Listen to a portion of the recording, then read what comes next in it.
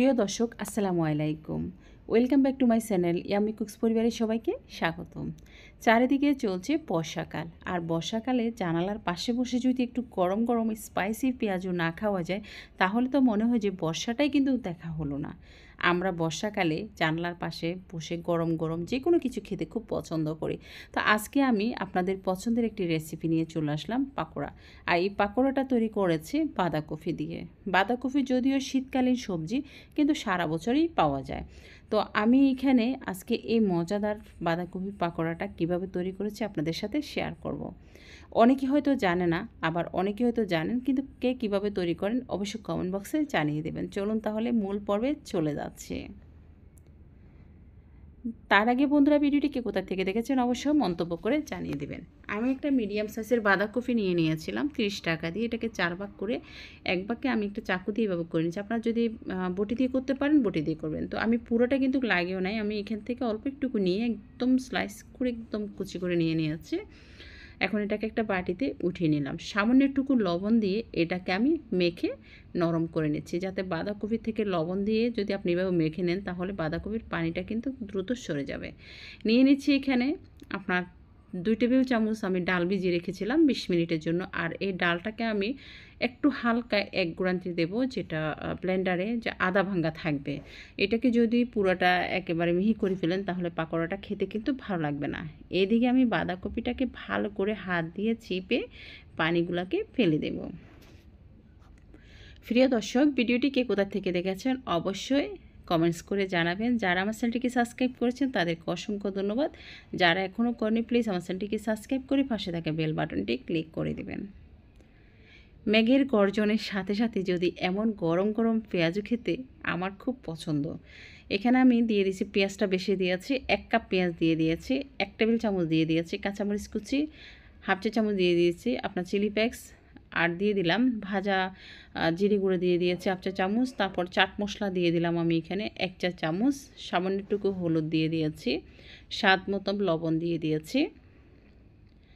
এখন এখানে দিয়ে দিচ্ছি আমি আস্তা জিরা দিয়ে দিচ্ছি। এটা অপশনাল, আপনাদের যদি ভালো লাগে দেবেন, না থাকলে নেই, বা যে খেতে পছন্দ করেন থাকলে দেবেন। তো এখানে দিয়ে দিচ্ছি আমি সামান্যটুকু দিয়ে দিচ্ছি গোলমরিচ গুঁড়ো, আর একটু হিং দিচ্ছি। হিং দিলে এই পেঁয়াজুটা খেতে দুর্দান্ত হবে। আপনারা এই হিংটা আপনারা যে কোনো মুদি দোকানে পেতে পারেন। তো সামান্য একটুকু আমাদের হজম শক্তি হওয়ার জন্য দিয়ে দিয়েছি একটু আদা গুঁড়ি, আপনারা চাইলে এখানে আদা পেস্টটা দিতে পারেন। তো এখানে আমি দিয়ে দিলাম 3 টেবিল চামচ দিয়ে দিয়েছি বেসন।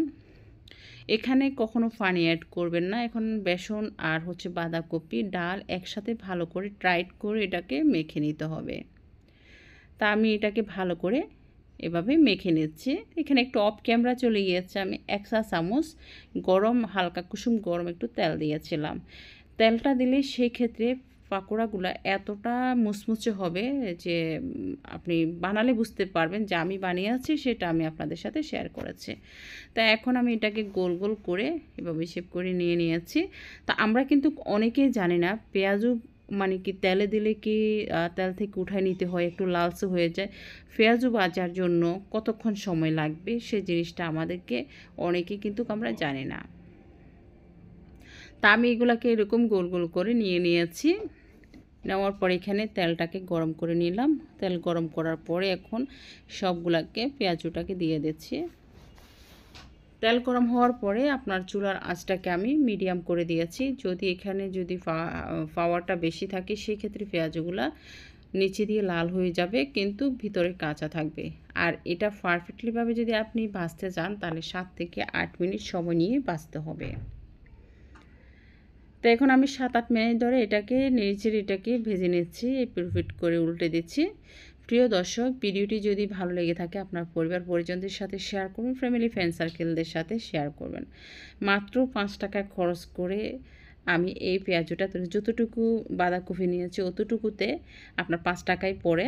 তো এখন গরম গরম এই পাকোড়াগুলোকে তুলে নিচ্ছি।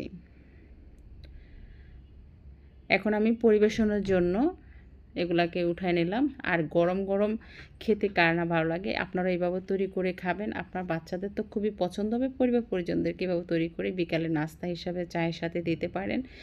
প্রশংসা তো আপনার পঞ্চমুখ। সবসময় আপনাকে এরকম সবজি নিয়ে আসলে একটু পাকোড়া বানায় দেওয়ার জন্য আপনাকে রিকোয়েস্ট করবে। ধন্যবাদ। ভিডিওটি যদি ভালো লেগে থাকে আমার চ্যানেলের সাথে থাকবেন, আমাকে সাপোর্ট করবেন। আসসালামু আলাইকুম।